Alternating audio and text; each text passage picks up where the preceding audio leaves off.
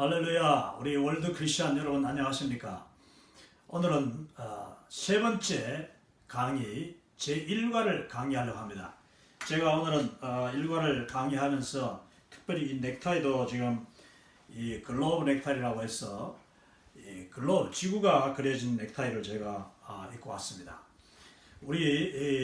저희 킴 미션에서는 이 세미나를 할 때마다 정말 있는 것을 최대한 보여드리고 또 모든 자료와 정보를 함께 공유하며 그럼으로써 우리 이 세미나를 들으시고 참석하시는 분들이 정말 세계 선교의 도전이 되고 정말 세계를 품은 그리스도인으로 월드 크리스천으로 살아가겠다 하는 각오를 다질 수 있도록 도와드리고 있습니다.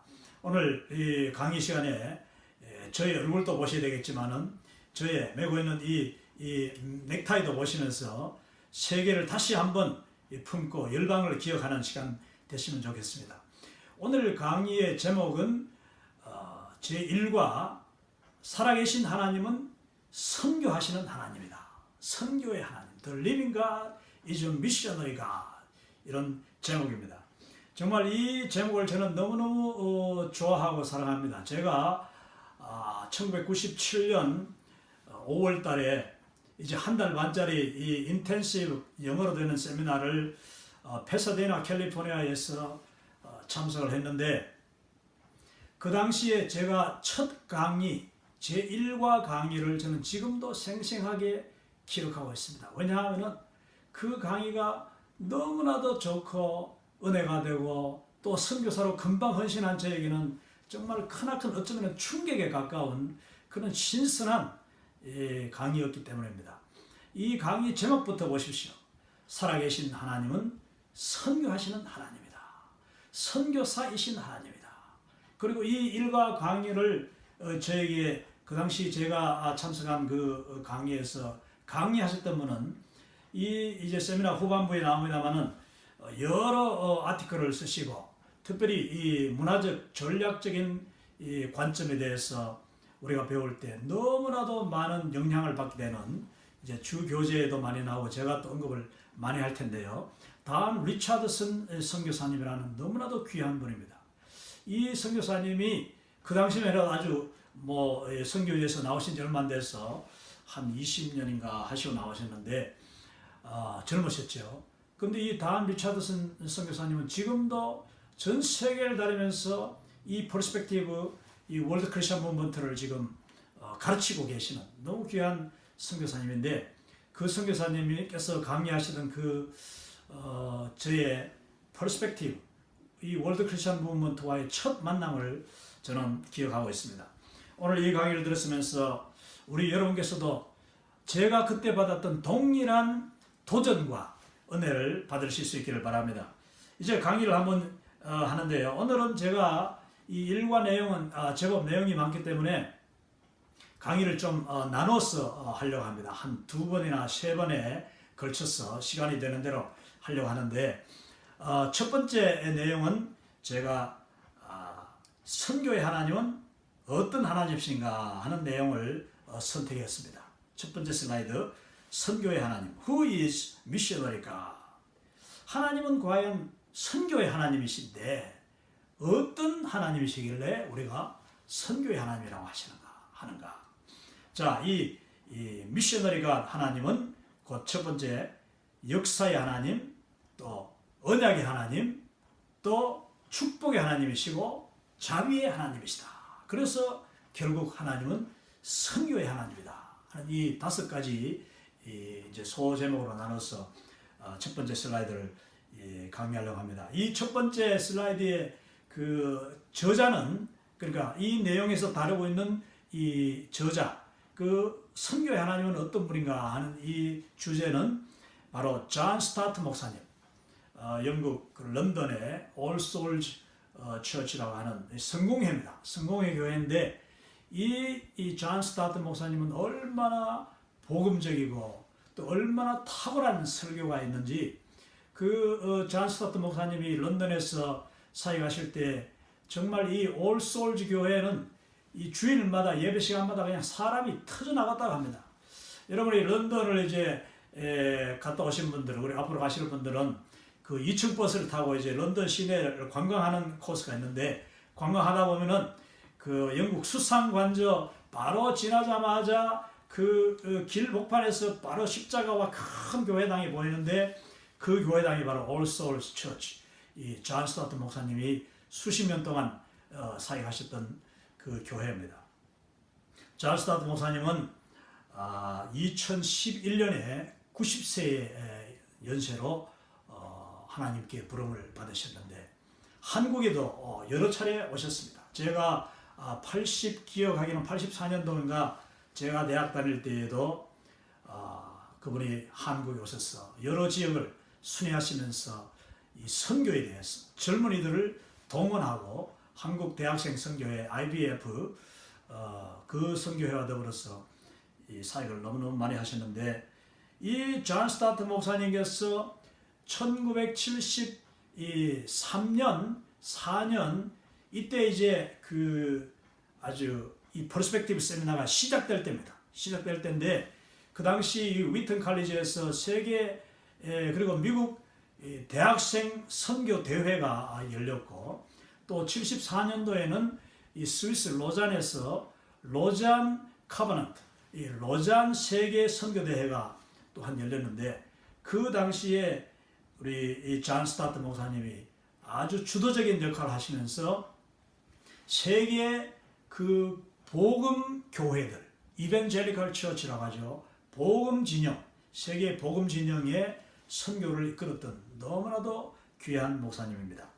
이제 이분이 그 당시에 쓴 그 내용들 아주 정말 너무나도 내용이 탁월하기 때문에 그 뒤에도 몇 편 더 글이 나옵니다만은, 제가 먼저 존 스타트 목사님의 이 내용을 이제 첫 번째 슬라이드로 선택을 했습니다.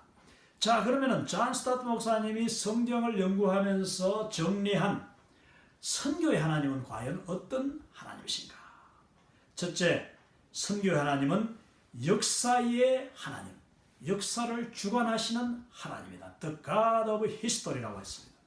우리 과거와 현재와 미래, 이미 우리가 경험한 이 역사와 그리고 아직까지 경험하지 못한 역사, 그 역사는 곧 이 영어로 히스토리 아닙니까? 히스토리는 바로 히스토리입니다.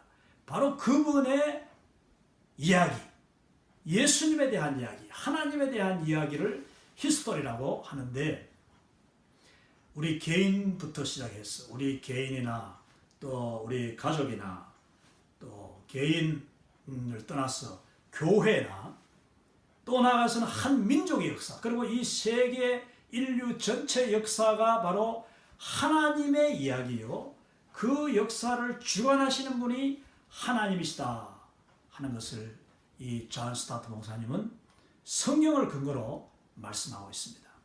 저 개인적으로도 이 공부를 하면서 다시 한번 깨닫는 게 뭐냐면은, 제가 이제 50여 년을 살아왔습니다만, 인생을 절반 정도 살아오면서 지금 돌아보아도 하나님께서 내 인생에 참으로 놀라운 그 하나님의 섭리를 보이시고 하나님의 뜻을 보이시고 또 하나님의 함께 하시는 그 축복들을 나에게 베풀어 주셨다 하는 것을 알 수가 있었습니다. 여러분, 오늘 이 강의를 들으면서 먼저 여러분의 살아오신 그 개인사를 한번, 인생사를 한번 돌아보시기 바랍니다. 누구나 그 인생을 살다 보면은 정말 좋은 일도 있고 힘든 일도 있고 또 실패와 성공이 있는가 하면은 또 기쁜 일과 슬픈 일이 언제나 겹치는 것이 우리 인생사라고 할 수 있습니다. 특별히 우리가 살아오면서 저 자신은 개인적으로 하나님께서 나에게 인생의 몇 번의 그 고비를 주셨다고 저는 다시 정리가 됩니다. 그 인생의 고비마다 정말 힘들고 때로는 너무 슬프기도 하고 때로는 내가 도저히 이겨낼 수 없을 것 같은 그런 위기에, 그 위기에서도 하나님께서 바로 그 위기가 하나님이 나와 함께 하시는 걸 체험할 수 있는 기회였다는 것을 제가 이제는 나이가 들면서 또 성숙하면서 그것을 고백하게 됩니다. 여러분, 우리가 고통당할 때, 지금도 어쩌면은 고난 중에 있는 성도님, 고통 가운데 있는 성도님이 계실 수 있겠습니다만은, 우리가 어려운 바로 그 시점, 바로 그 순간이 하나님, 우리 주 예수님께서 나에게 가장 가까이 와 계시다는 순간인 것을 우리가 기억해야 됩니다. 저는 병원에서 여러 환자들을 돌보는 사역을 하면서, 이 미국 사람들도 여러분 그 한국 사람들처럼 그렇게 많은 감정을 표현하진 않지만은, 병원에 오면은 누구나 다 두렵고 염려되고 떨리고 걱정하고 또 그 가족을 더 생각하게 되고 인생을 돌아보는 그런 모습들을 이제 보이게 되는데, 제가 우리 병원의 환자들과 대화할 때도 저는 저의 이야기를 솔직하게 많이 합니다. 내가 힘들고 내가 아프고 내가 실패했던 그 순간들이 바로 우리 주 예수님께서 내 가까이 오셔서 내 인생에 적극적으로 간섭하시고 개입하시고 또 나에게 어떤 새로운 눈이 뜨게 하시고 비전을 주시고, 심지어는 내가 고통당할 때, 내가 실패하고 내가 아플 때 그 순간이 바로 나에게 놀라운 터닝 포인트, 새로운 발전과 성장과 내 인생의, 내 사역의 지경이 넓어지는 계기로 삼아주셨던 것을 저는 기억합니다. 그래서 이제 저는 어떤 고난이나 고통 또 힘든 일이 닥쳐오면은, 하나님께서 나에게 또 새로운 어떤 단계를 준비하고 계시는구나, 그런 기대를 갖게 됩니다. 물론 고난은 힘든 것이 아니지만, 여러분 오늘 혹시 인생의 실패를 맛보았거나 지금 그 인생의 쓴맛 가운데, 고통 가운데 계시는 분이 이 강의를 들으신다면, 하나님께서 바로 이 강의를 통해서 여러분을 새롭게 하시고 여러분을 인커리지 하시고 여러분을 축복하시기를 원하신다는 것을 믿으시기 바랍니다. 하나님은 역사의 하나님, 우리 개인의 인생의 고비마다 함께 하셨어. 그 실패를 통하여서 아니면 그 고통을 통하여서 더 넓게 나가게 하시고 우리 인생의 깊이가 더 가게 하시고 믿음이 더 깊어지도록 하신다. 결국은 그 고통을 통하여서 축복으로 인도하시는 하나님이신 것을 믿습니다. 그것은 우리 민족이나 교회나 전 세계 역사를 봐도 똑같습니다. 앞으로 우리가 이제 6과 7과 8과에 가면은 이 역사적인 관점, 히스토리컬 퍼스펙티브를 배우게 될 텐데, 여러분 역사를 보면은 정말 많은 것을 배울 수가 있습니다. 그 역사에 하나님이 어떻게 개입하시고 간섭하시고 어떻게 사람을 하나님이 쓰셨으며 어떻게 한 나라를 쓰시고 민족을 쓰시고 왕조와 시대를 바꾸셨는가 한 것을 이게 우리는 역사적인 관점에서 볼 텐데, 이 첫 번째 우리가 오늘 일과에서 생각할 것, 바로 하나님은 내 개인의 인생사, 내 가정과 교회와 우리 민족과 또 전 세계 역사 가운데 친히 개입하셔서 그 역사를 통하여서 결국은 하나님의 나라를 확장시키시고 주의 복음을 어떻게든지 더 확산, 더 많은 사람들에게 증거하기 원하시는 하나님이시다 하는 것을 우리가 고백하게 되는 것입니다. 두 번째로 이 선교의 하나님은 바로 언약의 하나님이십니다. 우리가 어렵고 힘들 때에 이겨낼 수 있는 방법이 무엇입니까? 그것은 바로 하나님의 언약입니다. 하나님의 약속이에요. 하나님의 약속이 뭡니까? 바로 하나님의 약속은 이 하나님의 말씀, 성경 말씀이 바로 하나님의 언약입니다. 아버지의 언약, 창조주의 언약, 그리고 나를 부르신 분의 그 약속이 이 성경에 다 담겨 있기 때문에 우리는 어렵고 힘들 때에 이 말씀 가운데 깊이 들어가면서 말씀을 통하여 묵상하고 말씀을 통하여서 하나님의 그 사랑을 확인하고 우리의 그 소진된 힘을 회복받고 또 열정이 회복되는 그런 계기로 삼아야 되는 것입니다. 그렇기 때문에 우리는 말씀을 읽고 또 여러 훌륭하신 목사님들의 설교를 듣고 또 이런 강의를 듣고 또 말씀을 묵상하고 암송함으로써 그 말씀의 권능이 하나님의 언약을 우리의 삶 속에, 우리의 마음 속에, 우리의 열정 가운데 회복시켜 주도록 할 수가 있는 것입니다. 그래서 이 God of the Covenant, 이 언약의 하나님은 우리에게 믿음과 순종을 통하여서 그 언약이 새롭게 해주시는 놀라운 하나님이시다. 약속만 붙잡으면 우리는 어떤 어려움도 이길 수 있고, 언약이 분명하면 정말 내가 알지 못하는 미래에 대해서도 분명한 확신을 가지고 담대하게 나아갈 수 있는 줄로 믿습니다. 이제 세 번째, 이 선교의 하나님은 자비의 하나님이시다. 자비의 하나님. 여러분, 이 하나님은 자비로우신 분인 것을 아시지요? The God of mercy. 하나님은 정말 merciful, 자비가 풍성하신 하나님입니다. 저 같은 죄인이 예수님을 믿고 하나님의 자녀가 될 수 있었던 그 자체가 바로 하나님이 자비로운 하나님이라는 것을 저는 고백할 수 있습니다. 우리가 살아오면서 정말 순간순간 내가 이 모양으로 하나님 앞에 설 수 있는가? 아니, 내가 이 모습으로 과연 하나님의 일을 어떻게 감당할 수 있겠는가? 우리 자신을 돌아보고 부끄럽고 죄송스러울 때가 너무 많지요.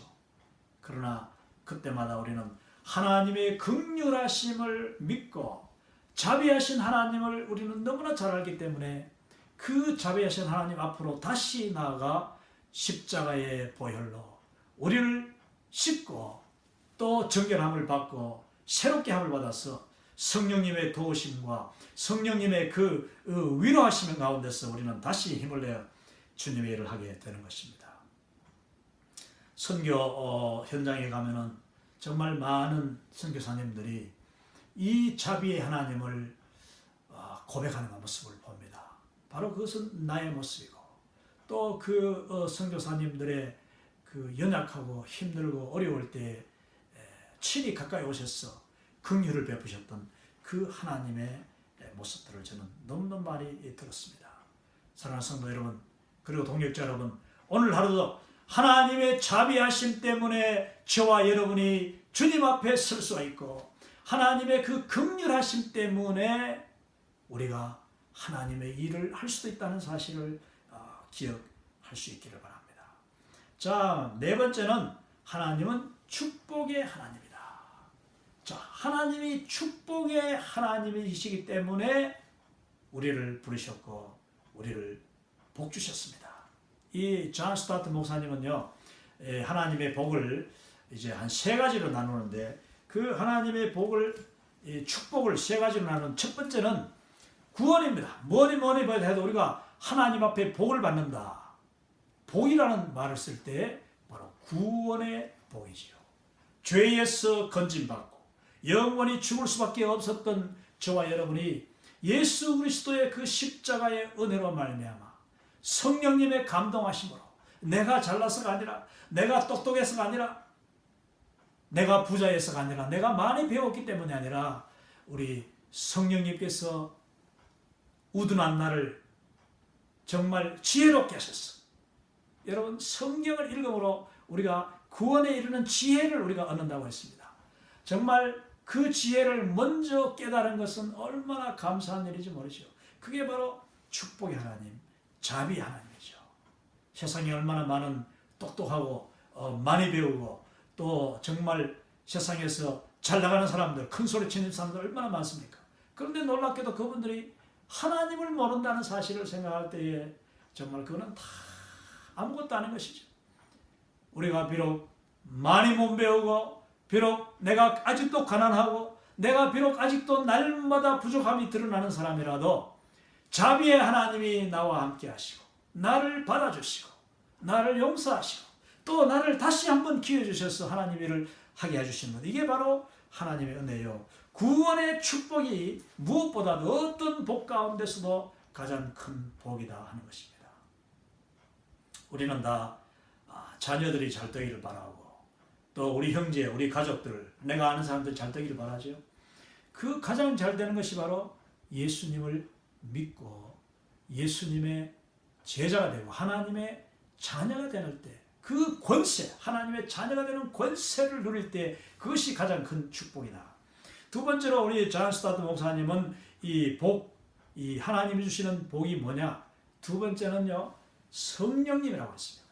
성령님이 우리 가운데, 우리가 예수님을 믿을 때, 또 영접할 때, 아니 이미 그 전에 우리가 영접할 수 있고 내가 예수님을 주라고 부를 수 있는 것은 바로 성령님이 나의 마음에 감동하게 하시고 깨닫게 하시고 그 말씀이 이 눈에 들어오게 하시니까, 그 믿어지게 하시니까 내가 주님을 나의 주, 나의 하나님, 나의 구세주라고 고백하게 되는데, 그것은 바로 성령님이 우리 속에 계시기 때문이다. 우리를 구원시켜 주신 성령님은 또한 날마다 우리 가운데 보혜사, 우리 속에 내주하셔서 나를 도우시고 나를 지혜롭게 하시고 하나님의 뜻 가운데 살아가게 하시고 또 하나님이 기뻐하시는 일을 하도록 하시는 것입니다. 내가 전도하고 내가 선교하고 내가 하나님의 말씀을 나눌 수 있는 것도 성령님이 나에게 지혜를 주시기 때문에, 그리고 그 능력을 주시기 때문에, 열정을 주시기 때문에 가능한 줄로 믿습니다. 세 번째는 이 축복이라는 것이요, 이 관계입니다. 관계. 하나님과의 관계, 그리고 또 세상 사람들과의 관계, 그 관계 속에서 누리게 되는 평강, 평화, 화평, 하나님과 화평하는 것. 이게 정말 복 가운데 복이죠. 내가 예수님을 믿고 구원 얻음으로 나를 용서하신 그 하나님을 생각할 때마다 우리는 아버지 하나님, 나의 구원의 주이신 우리 구주 예수님, 그리고 그 내 속에 계시는 성령님을 찬양하게 되고 예배하게 되는데, 그 예배가 하나님과 우리 관계를 가장 분명하게, 가장 아름답게 표현하는 그런 방법인 것이지요.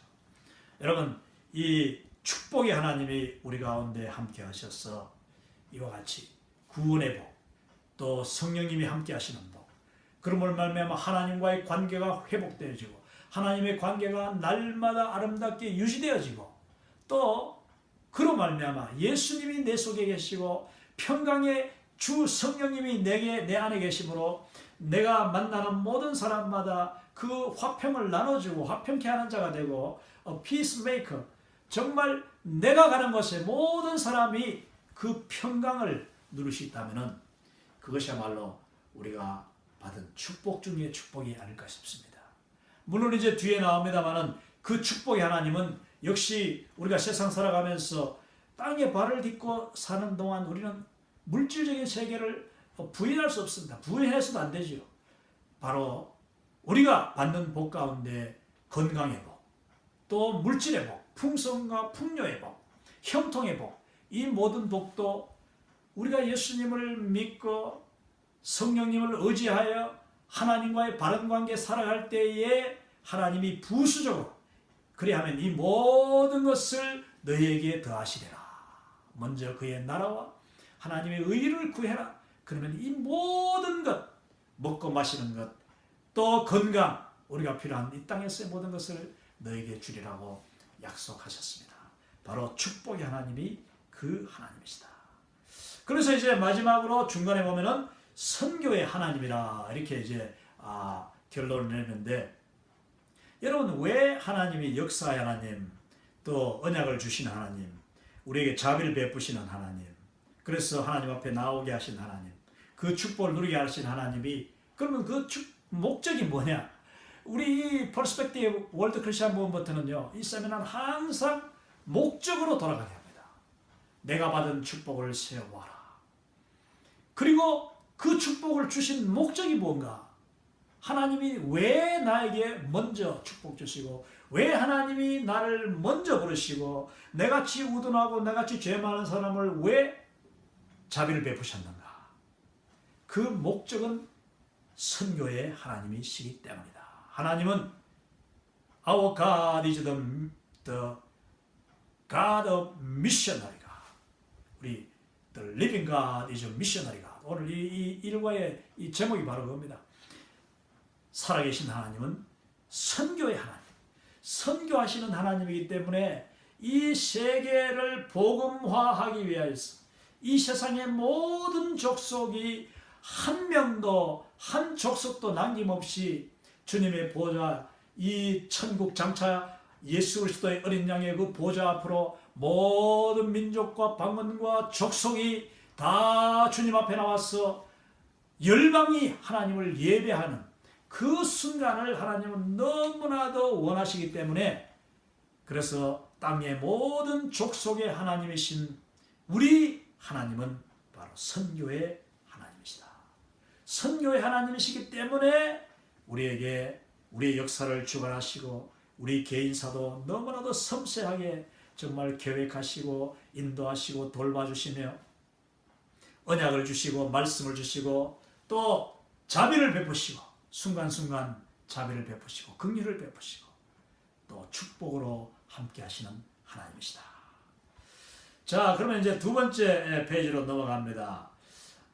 잠시 저는 이 세미나를 준비하면서 정말 지금까지 저와 함께 동력했던 그리고 제가 방문해서 이 세미나를 지금까지 55번을 인도하면서 만났던 하나님의 사람들, 세계를 품은 그리스도인들을 제가 기억하게 되고 또 자료를 정리하면서 그분들의 그 사랑, 그분들이 베풀었던 그 환영과 그 영접과 격려, 위로를 기억하게 되었습니다.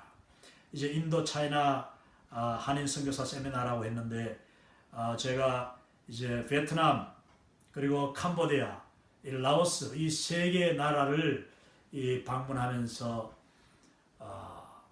이제 그 투어를 했죠. 이 퍼스펙티브 월드 크리스천 무브먼트를 이제 가는 곳마다 모이시는 선교사님들에게 며칠씩 이렇게 거의 2주 동안 다니면서 세미나를 한 적이 있는데 우리 사랑하는 선교 동역자님들을 기억합니다. 제가 자세하게 이 사진은 어느 나라에 계시는 선교사님이다 이렇게 표현하지 않는 것은 보안 때문입니다. 이 동남아 인도 차이나 쪽에 있는 우리 선교사님들은 그 무슬림 국가 또 사회주의 국가에서 사역하는 분들이 대부분이기 때문에 이분들의 이름을 또 이분은 어느 나라에 계시다 이렇게 표현할 수가 없는 것을 또한 여러분이 양해하시기 바랍니다. 또 이 두 번째 사진 보면은 역시 인도 차이나인데 다른 나라죠. 다른 나라에서 사역하고 계시는 선교사님들 그리고 또 역시 마지막 보면은 또 다른 나라에 갔을 때에 그곳에서 우리를 영접하고 함께 이 세미나를 공부했던 선교사님들 정말 사랑합니다. 지금도 한 분 한 분 얼굴 볼 때마다 그 간증과 그 놀라운 사역들, 그 사역 현장에 가서 배웠던 것들을 기억하면서 우리 선교사님들 위해서 기도하고 또 축복합니다. 자, 그러면은 이어서 이제 성경의 서론을 우리가 공부합니다. 이 1과는 이 성경적인 관점, 비블리컬 퍼스펙티브의 첫 번째 부분이기 때문에 2과보다도 더 많은 성경의 본문들을 다루고 또 그 성경을 근거로 하여서 어떻게 하나님이 살아계신 하나님은 선교하시는 하나님인가? 어떻게 하나님이 우리를 월드 크리스천으로 세계를 품은 그리스도인으로 다듬으시기 원하는가 하는 그 근거들을 이제 그 파운데이션을 발견하게 되는데 이 세계 선교에 관한 언약이 바로 성경이라면은 이 특별히 이 구약 성경을 우리가 공부하는 데 있어서 이 창세기 1장부터 11장이 굉장히 중요한 그런 선교적인 관점을 우리에게 주십니다. 이 존 스타트 목사님이 지금 계속 쓰시는 내용인데 이 내용에 보면은 존 스타트 목사님은 창세기 12장 1절서 4절 이제 곧 제가 다루게 되겠습니다만은 그 본문을 세계 선교를 위한 이 성경책 하나님의 언약 가운데 가장 핵심적인 언약이요 핵심적인 구절이라고 소개를 합니다. 창세기 12장 1절서 3절 또는 4절을 우리가 아브라함의 언약이라고 하거든요. 아브라함의 언약. 아브라함에게 축복 주시고 그 아브라함을 통하여서 열방을 내가 복을 주겠다 하시는 내용인데 그 이제 핵심 구절을 가기 전에 자 그럼 창세기 1장부터 11장 내용을 그 성경의 서론 부분이라고 합니다. 서론이라고 해서 중요하지 않은 것이 아니라 이 서론이 있기 때문에 우리가 창세기 12장의 그 핵심 구절 아브라함의 언약을 우리가 볼 수가 있는 것이고 이해할 수가 있는 것이고 또 창세기 12장 그 4절 이하로부터 요한계시록 22장 마지막 부분까지는 이 하나님의 그 언약이 하나님의 그 축복과 하나님의 그 축복의 목적이 어떻게 성취되어지는가 하는 것을 보여준다. 그렇게 잘스타드 목사님은 말씀하는데 먼저 여기서 우리가 성경의 서론을 봅니다. 성경의 서론 11장을 간략하게 요약한다면 첫 번째 창세기 1장의 창조 우리 다 아시죠? 1장, 2장 창조입니다. 창조하면서 하나님이 우리에게 주신 아주 중요한 그 말씀들이 있는데 그 말씀이 첫 번째 말씀이 뭐냐면은 창세기 1장 28절 이것을 문화명령 하나님의 문화명령 또는 이 하나님의 창조명령이라고 합니다. 이제 제가 바로 다음 페이지에서 이것을 설명해 드리겠습니다. 창세기 1장 28절입니다. 자, 모든 그 창조물들을 사람을 통하여서 그리고 모든 피조물들을 행하여서 너희가 창대하고 번성해라. 그러면서 이 땅에 충만하여라. 그리고 이 땅을 정복하여라. 그러면서 하나님이 주신 명령. 이것이 바로 그 속에 담겨져 있는 문화명령 또는 창조명령이라고 합니다. 두 번째 창세기 3장에 이제 들어가면은 우리가 잘 아는 바와 같이 1장과 2장에서 하나님이 6일 동안 천지를 창조하실 때에 그 피조물들이 너무나도 아름답고 보시기에 좋았더라. 하나님 마음이 너무나도 흡족하셨다고 했습니다. 그래서 이제 마지막 날 하나님이 6일째 되는 날 아담과 이브를 만드셨는데 이 첫 번째 사람들이 3장에 가서 참 안타깝게도 불순종합니다. 하나님이 따먹지 말라 유일하게 먹지 못하게 했던 그 선악과를 따먹게 되는 것이죠. 그것을 우리는 성경에서 첫 번째 실패라고 합니다. 우리 인류의 첫 번째 실패요. 가장 큰 실패, 가장 큰 범죄, 하나님과 약속을 어기는 그 첫 번째 실패를 창세기 3장에서 우리가 볼 수가 있는데 근데 놀랍게도 여러분 창세기 3장 실패하자마자 하나님께서는 곧바로 그 인간의 실패에 하나님의 자비로운 대안을 이제 우리에게 보여주십니다. 그것을 창세기 3장 15절에서 우리는 원시복음이라고 해요.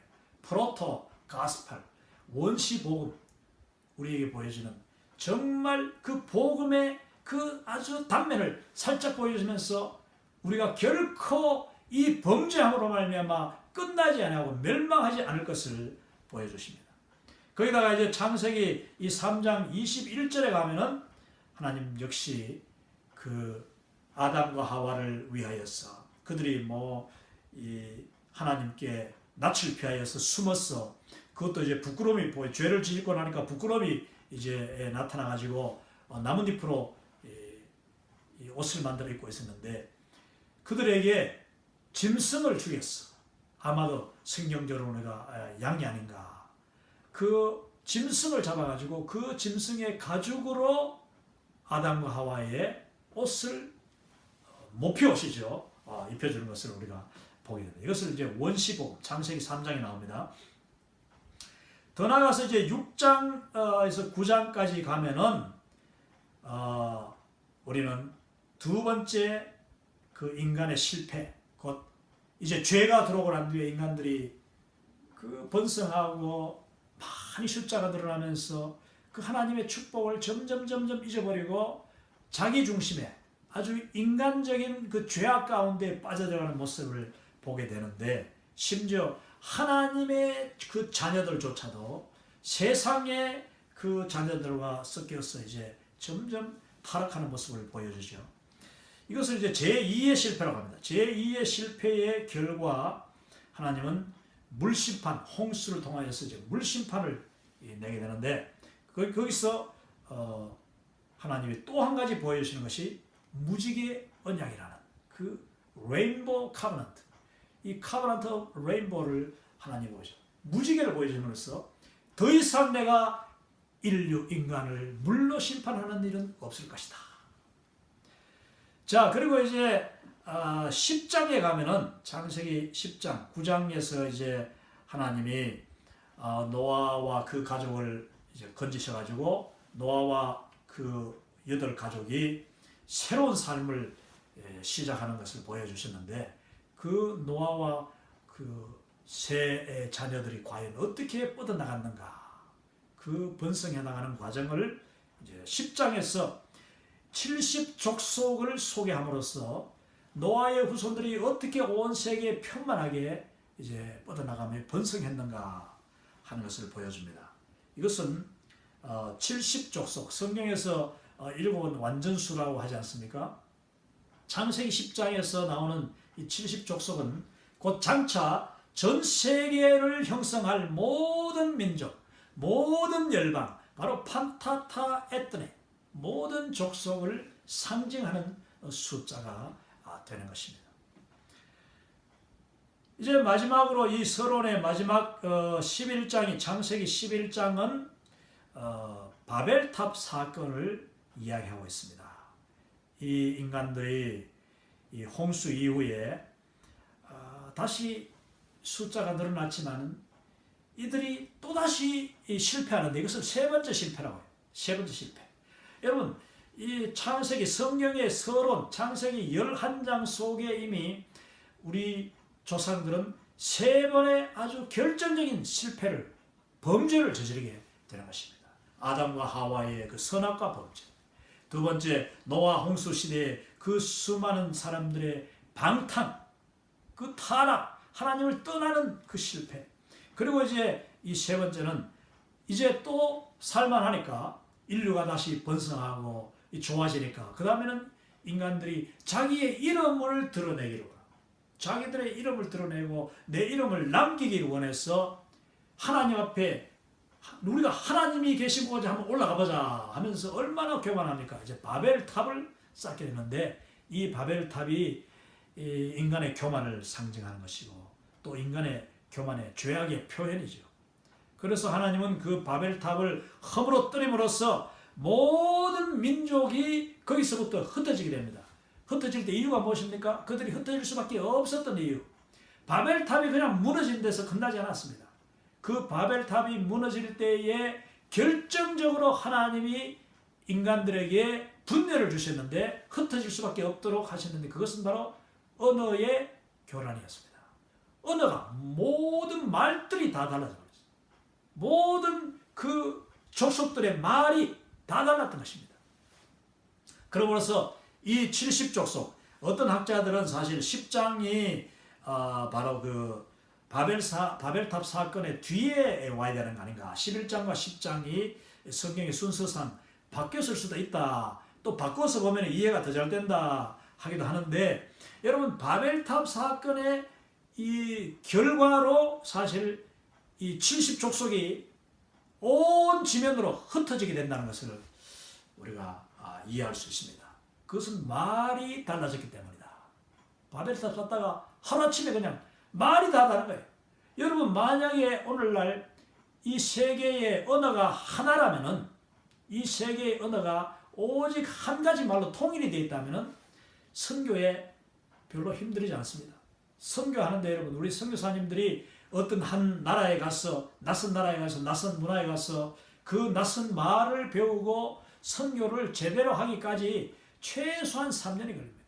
그리고 또 정말 완벽하게 설교를 하려고 하면 5년 내지 10년이 걸리는 거예요. 그렇다면 만약에 오늘날 말이 통일되어 있다면 여러분, 바벨탑 사건이 일어나지 않았다면 이 모든 인류는 언어가 하나가 되었기 때문에 정말 언어의 장벽이 없었다면 복음이 훨씬 더 빨리 증거될 수 있었을 것이다. 이렇게 언어가 다르니까 문화도 달라지고 또 이제 언어가 다르니까 점점 사람들이 이제 자기들끼리 말 통하는 사람끼리 모여 살다 보니까 뭐 그들의 모든 문화, 음식도 달라지고 풍습이 달라지고 모든 것이 다 달라지고 거기서 또한 서로 이해가 안 돼가지고 커뮤니케이션, 의사소통이 안 되니까 싸우고 오해가 생기고 전쟁이 일어나게 된 것입니다. 이게 이제 창세기 서론 1장부터 11장 내용입니다. 자, 그러면은 조금 전에 그 말씀드렸던 그 창세기 1장 28절의 문화 명령. 자, 하나님이 이 창세기 1장 26절에 사람을 만들고 난 뒤에 우리가 우리의 모양대로 이 사람들을 만들었으니 이 사람들에게 우리의 형상, 곧 우리의 모양을 주고 또 그들에게 28절에 보면은 하나님이 이 세상을 천지를 창조하신 그 분명한 목적을 그들에게 알려줍니다. 알려주면서 명령을 내리시는데 이것을 문화 명령 또는 창조 명령이라고 합니다. Cultural Mandate. 이 Cultural Mandate라는 말은 단순한 명령이 아니라 명령을 주시면서 Mandate라는 말은 그 명령을 수행할 수 있는 권위 그리고 그 명령을 수행할 수 있는 지혜와 모든 그 여건도 권한도 다 같이 주신다 하는 그런 의미가 있습니다. 자, 그러면 이 창세기 1장 28절 문화 명령이 뭐냐면은 하나님이 그 형상대로 사람을 지으사 그들에게 복을 주시며 그들에게 이르시되 생육하고 번성하여 땅에 충만하라 땅을 정복하라 바다의 물고기와 하늘의 새와 땅에 움직이는 모든 생물을 다스리라. 여기서 생물은 여러분 물론 짐승들 오늘날 가축들 포함해서 뭐 완전히 이 야생동물들까지 모든 동물 그리고 심지어는 이 식물들까지 꽃과 채소와 나무와 모든 이 땅에 있는 식물들까지 생물들을 다 다스리라 하나님 우리에게 맡겨주신 것입니다. 이것을 우리가 문화명령인데 여기서 이 다스리라 하는 말은 뭐냐면은 한마디로 뭐 마음대로 그냥 그것을 짓뭉개고 파괴하라는 뜻이 아니라 그 하나님이 지으신 모든 것이 다 아름답다고 했지 않습니까? 아름다워 보시기에 좋았더라. 아름다운 온 자연 만물을 너희들이 잘 가꾸고 보호하고 그들을 정말 보살펴서 그들과 더불어서 하나님 앞에서 정말 아름다운 이 세상을 만들어라. 그래서 하나님 앞에 찬양하고 하나님 앞에 경배하고 하나님 앞에 예배하는 그런 이 공동체를 만들어가라. 그렇게 하나님이 우리 인간에게 그 리더십을 주신 것입니다. 그 할 수 있는 권한과 그 기회를 주셨는데 그것을 우리가 문화명령이라고 하는 것입니다. 그런데 여러분 어땠습니까? 인간의 범죄함으로 말미암아 창세기 3장에 보면은 우리 남자는 남자대로 저주를 받습니다. 죄의 결과 여자는 해산의 고통 남편에게 그 다스림을 받고 남편을 그리워하는 그런 고통 또 뱀은 또 어떻습니까? 뱀은 뱀대로 저주 장차 그 하나님이 주시는 그 저주 심판의 저주를 받을 것을 이야기하고 또 창세기 3장에 보면은 그 엉겅퀴와 가시가 났다고 했습니다. 엉겅퀴와 가시. 사실 엉겅퀴와 가시도 어쩌면은 그 하나님이 창조하신 건데 그것이 이 성경에 자세히 보면은요. 엉겅퀴와 가시가 그 피조물 가운데서 저는 어쩌면 맨 나중에 만들어졌다고 생각해요. 인간이 범죄하고 난 뒤에 엉겅퀴와 가시가 드러났다고 했습니다. 어쩌면 이미 만들어졌는데 하나님이 그들에게 엉겅퀴와 가시가 그냥 엉겅퀴와 가시가 얼마나 잘 자라는지 모릅니다. 가시덤불, 엉겅퀴 여러분 우리 이 시골에서 농사 지을 때 엉겅퀴 지금 미국에도 보면은요 금방 엉겅퀴가 그냥 그 밭을 한 시즌만 한 계절만 던져놓으면은 엉겅퀴가 가득 덮여버려요. 미국의 엉겅퀴는 또 얼마나 그 가시가 더 크고 무서운지 모릅니다. 찔리고 나면 그 독이 나올 정도예요. 여러분 가시와 엉겅퀴는 곧 하나님의 인간의 범죄에 대한 그 징계와 저주로서 상징으로 주어진 것인데 그 가시와 엉겅퀴는 그 풀들이고 사실은 그 모든 자연 만물이 인간의 범죄함으로 말미암아 다 변해버리고 그 한계가 생기고 또 동물들도요. 모든 동물들이 원래 하나님의 그 명령에 따라 문화 명령에 따라서 정복하고 또 다스림을 받도록 인간을 보면 정말 두려워하도록 되어 있어요. 그런데 그 동물들 중에 아주 사납고 무서운 동물들이 그 야생에 들어가면서 인간과 결별하게 되고 오히려 인간을 공격하게 되는 그런 야생 동물들이 일어나게 된 것입니다. 이것은 곧 우리의 죄의 결과다. 우리가 죄를 지을 때 만물의 영장인 그 자연 만물을 다스리고 정복하여 하나님 앞에 영광 돌리라는 명령을 받은 그 우리 인류가 범죄할 때에 모든 자연 만물도 동시에 그 죄의 결과를 함께 저주 가운데 거하게 되었다. 이것이 성경이 주시는 말씀입니다. 그래서 원시복음을 이제 창세기 3장 15절에서 주시는데 창세기 3장 15절을 우리가 최초의 복음이라고 합니다. 그래서 이제 원시복음, 프로토 가스펠이라고 하는데 내가 뱀 보고 너로 뱀으로 여자와 원수가 되게 하고 내 후손들도 여자의 후손과 원수가 되게 하리니 여자의 후손은 내 머리를 상하게 할 것이요 너는 그의 발꿈치를 상하게 할 것이니라 하시고 그리고 21절에 이어서 하나님이 아담과 그의 아내를 위하여 가죽옷을 지어 입히시니라. 여기서 우리는 장차 오실 예수 그리스도를 발견하게 됩니다. 하나님의 놀라운 약속이에요. 이것을 복음이라고 합니다. 복음. 장차 인간이 죄를 짓자마자 하나님은요 그 인간을 구원하실 계획을 이미 벌써 발표하신 것입니다. 그러면서 그 뱀을 보고 이야기합니다. 뱀은 곧 사탄을 이야기하는 것이고 사탄이 인간의 그 속으로 들어와서 인간의 세계를 지배하기 시작하는 사탄의 왕국이 그 인간의 범죄함으로 말미암아 그 틈을 주고 문을 열어주어서 사탄이 우리 속으로 들어오는 그 순간이죠. 바로 그 직후에 하나님은 그 사탄을 향하여서 여자와 너가 앞으로 원수가 될 것이다. 하나님이 보십시오. 내가 너와 원수가 된다. 그 사실 그거죠. 하나님이 사탄을 미워하시고 죄를 미워하시지만 하나님 말씀하시기를 여자가 너와 원수가 될 것이다. 그리고 여자의 후손이 너의 후손, 뱀의 후손, 모든 그 사탄과 마귀 귀신과 그리고 악한 영들을 대적할 것이다.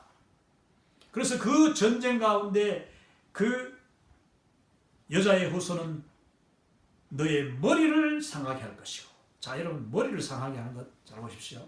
두 가지 상함이 나오는데 이 악한 사탄과 하나님의 전쟁 앞으로 계속 이 퍼스펙티브 세미나에서 이야기하게 됩니다만은 하나님의 왕국과 사탄의 나라가 전쟁을 하는데 이 영적인 전쟁이죠. 그 전쟁에서 이 상함이 있습니다. 하나님의 아들 예수 그리스도가 여자의 후손으로 와서 상하는 것은 그 발꿈치가 겨우 상하는 거예요. 마귀가 예수님을 그냥 십자가에 몰아가지고 십자가 못 박혀 죽게 했으나 그 예수님의 십자가에 못 박혀 죽음에서 끝나지 않고 3일 만에 부활하셨기 때문에 그 부활의 결과는요. 예수님이 그 제자들에게 보여주신 바와 같이 그냥 손과 발과 옆구리에 그 못자국과 창자국 흔적이었습니다. 흔적. 그것을 하나님은 너희들이 장차 내 아들 죽일 것이나 그가 살아남으로 겨우 발꿈치 무는 정도에 지나지 않다. 이렇게 말씀하고 있는 것입니다. 그 발꿈치도요. 깊이 물면은 독이 들어가잖아요. 발꿈치도 겨우 살짝 긁을 정도라고 지금 우리가 해석할 수가 있습니다. 자, 그런가 하면은 여인의 후손은 너의 머리를 상하게 할 것이다. 너의 머리를 상할 것이다. 여러분 옛날에 우리 한국 성경 그 처음에 번역됐을 때는 아주 옛날 100여 년 전이죠. 그때는 이 너의 머리가 아니라 너의 대가리라고 했습니다. 원래 짐승 또 마귀 사탄 뭐 이렇게 약간 인간과 차별하여서 하는 그 표현은요, 원래 그 짐승들 보고는 머리라고 하지 않았어. 원래 한국말이 그 짐승들, 뱀, 이 대가리라고 했던 거예요. 대가리가 아주 나쁜 말이 아니에요. 요즘은 뭐 이렇게 비속어 같이 됐습니다만, 여러분, 우리가 마귀 사탄을 하나님께서 그 머리, 바로 그 대가리를 부술 것이다.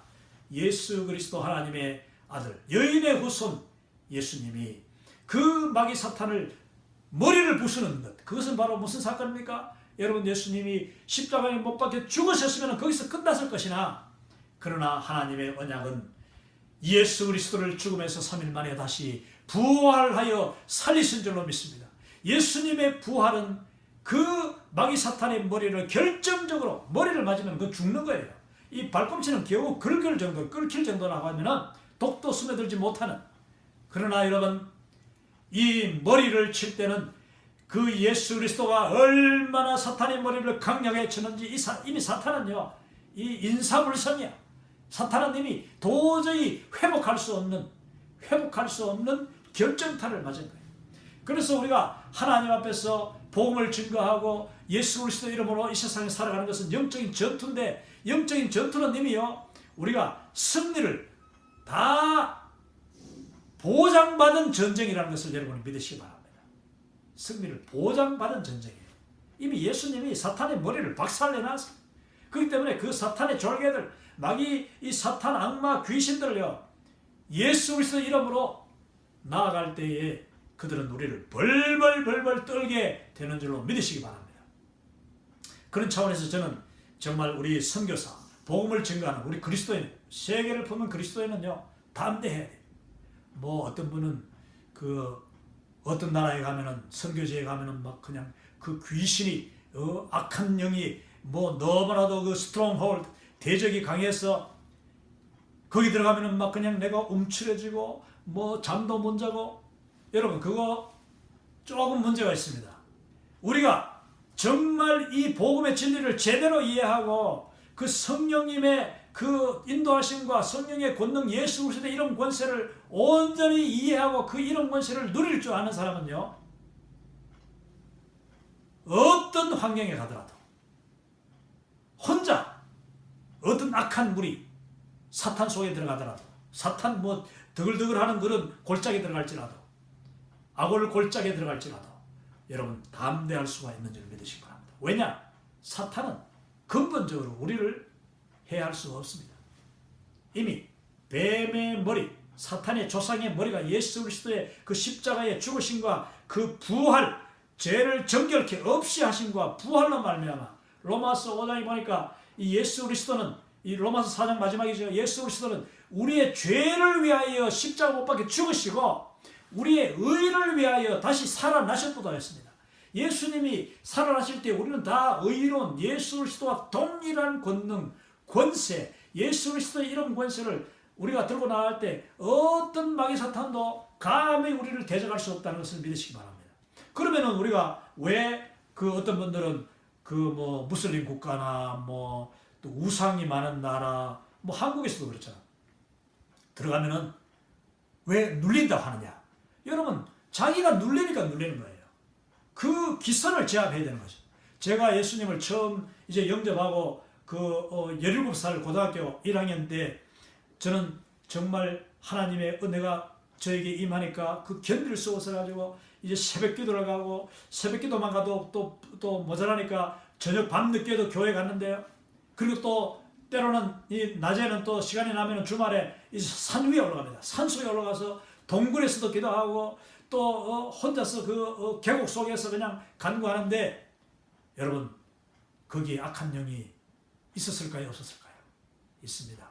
우리가 복음 들고 가는 곳에, 그리고 특히 우리가 처음 은혜를 받았을 때, 또 우리 예수님의 그 복음 들고 가겠다고 다짐하고 헌신했을 때에 우리에게 악한 영이 가까이 오는 것은 맞아요.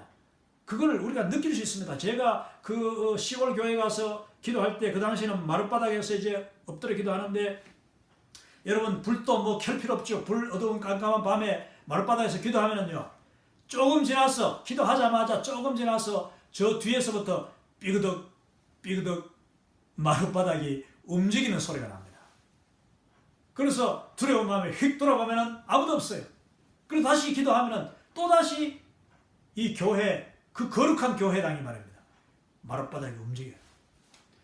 그때 저는 정말 하나님의 은혜로 이 예수 그리스도의 이름 권세를 제가 그 당시 정말 저를 지도하시는 분들이 가르쳐 줬기 때문에 담대하게 기도하고 담대하게 외치고 마귀 사탄을 그냥 물리쳤어요. 예수 그리스도의 이름으로 명하노니 내가 감히 이 거룩한 하나님의 예배당에, 하나님의 존전에, 그리고 내가 간구하는 이 자리, 예수님과 내가 만나는 이 자리에 내가 틈탄단 말이냐, 나를 방해한단 말이냐, 나를 두렵게 한다는 말이냐, 물러가라, 더러운 귀신아 물러가라. 그때 정말 조용해지면서 저에게 더 담대함이 몰려와서 간구했던 기억이 납니다.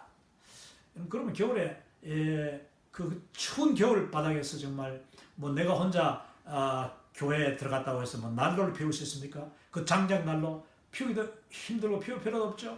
정말 방석 하나 들고 그 기도해도 뜨거운 충만한 역사가 나서 땀이 나는, 정말 땀이 눈물과 함께 흘러내리는 그런 경험을 하게 되는 것입니다. 산속에 가서 기도할 때도 마찬가지입니다.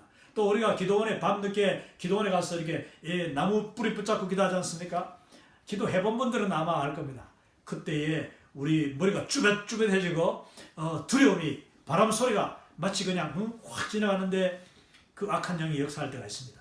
그때 우리가 거기에 눌리지 말고 담대히 간구하고 오히려 담대히 예수의 이름으로 외치고 선포하고 물리칠 때에 악한 영은 다 우리를 그냥 한번 시험해 보는 것이다. 여러분, 우리가 어떠한 아골골짝 빈들이나 그 악한 핍박이 있는 곳에 갈지라도 두려움의 영이 올 때에 그 두려움의 영을 물리치시기 바랍니다. 이미 마귀 사탄은 이 머리가 예수 그리스도의 이름 권세로, 십자가의 보혈과 그 부활의 권능으로, 하나님의 그 승리로 이미 다 이 혼절 상태라. 우리가 예수님의 이름만 끄집어내면 다 그냥 도망가게 되었어요. 제가 어릴 때 아직까지 그 구원의 은혜를 체험하기 전인데도 불구하고 저희들이 3대 4대째 내려오는 또 믿음의 그 은총이, 은혜가, 기도의 축복이 쌓여가지고 저는 그랬다고 생각합니다. 어릴 때 우리가 그 동네에 무당들이 굿할 때가 있지 않습니까? 저희들 어릴 때만 해도 무당들을 이제 불러다가 굿을 많이 하는데 그 푸닥거리 하는 자리에 가서 딱 앉아 있으면요, 저하고 저의 친구, 정말 신실한 친구가 있는데 그 친구하고 같이 둘이 딱 앉아 있는데 그 무당이 붓을 한참 굿을 하다가 두드리다가 한참 뛰어받다가 땀을 뻘뻘 흘리면서 하는 이야기가, 왜 오늘 왜 이게 굿이 안 되노?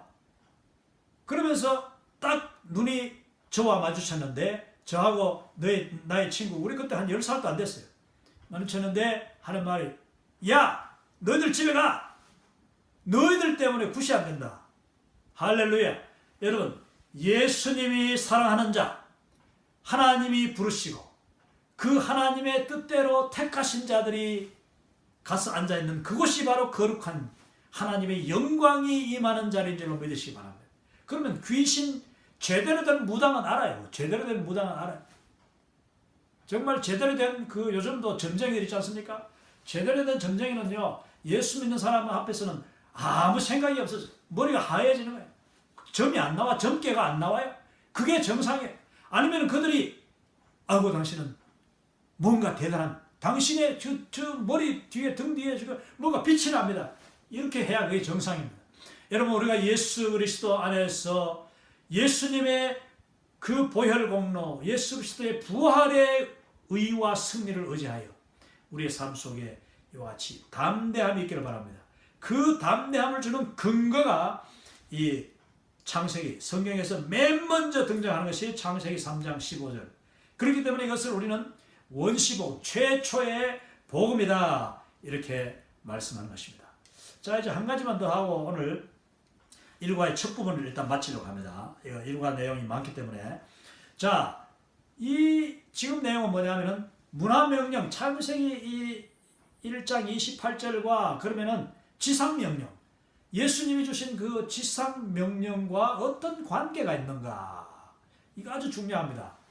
여러분, 문화 명령은 하나님이 우리 인간들을 창조하시고 천지 만물을 창조하실 때 그 목적이었습니다. 복을 주시는 목적. 이제 번성하고 창대해라. 여기 보십시오. 그 복을 주시며 그들에게 이르되 생육하고 번성하여 땅에 충만하라. 땅을 정복하라. 바다 물고기와 하늘의 새와 땅에 움직이는 모든 생물을 다스려라. 그들을 다스리고 그들을 통제해서 그들을 데려와서 그들과 함께 하나님 앞에 예배하고 하나님께 경배하고 하나님께 영광 돌리라고 했는데, 그것을 인간이 첫 번째 실패, 두 번째 실패, 세 번째 실패를 통하여서 인간은 점점 그 하나님의 그 문화 명령, 창조 명령에서 멀어지고 있었습니다. 그때 하나님이 창세기 3장 15절을 통하여서 원시복음을 주셨잖아요. 그리고 그 복음대로 예수님이 이 땅에 오셨고 여인의 후손으로 오셔서 우리에게 이제 죄를 정결케 하시고 우리를 의롭게 하시고 우리를 승리자로 만들어 주셨는데, 그러면서 예수님이 우리에게 이제 명령을 주시죠. 그 명령은 바로 하나님의 목적이기도 합니다. 그러므로 너희는 가서 모든 족속, 모든 민족을 제자로 삼아 아버지와 아들과 성령의 이름으로 세례를 주고 내가 너희에게 가르쳐 분부한 것을 그들도 다 지키게 하여라. 하나님 명령을 이제 우리 주 예수님께서 우리에게 주셨는데, 자, 이 두 명령 사이에는 관계가 있습니다. 먼저 문화명령에서 하나님이 주신 명령을 우리가 첫 번, 두 번, 세 번의 실패를 통해서 실패했지 않습니까? 수행하지 못했습니다. 그리고 우리가 오히려 죄 가운데서 그냥 허덕이고 있으니까 예수님이 이 땅에서 오셔가지고 그 우리의 죄를 다 십자가에 대신 지시고 그리고 부활하셔서 승천하시기 직전에 제자들에게 주신 말씀, 바로 우리에게 지금도 주시는 말씀, 이 지상 대명령이 바로 이 창세기 1장 26절 28절에 그 문화명령을 회복하라. 이제야말로 그 문화명령이 온전히 이루어졌어.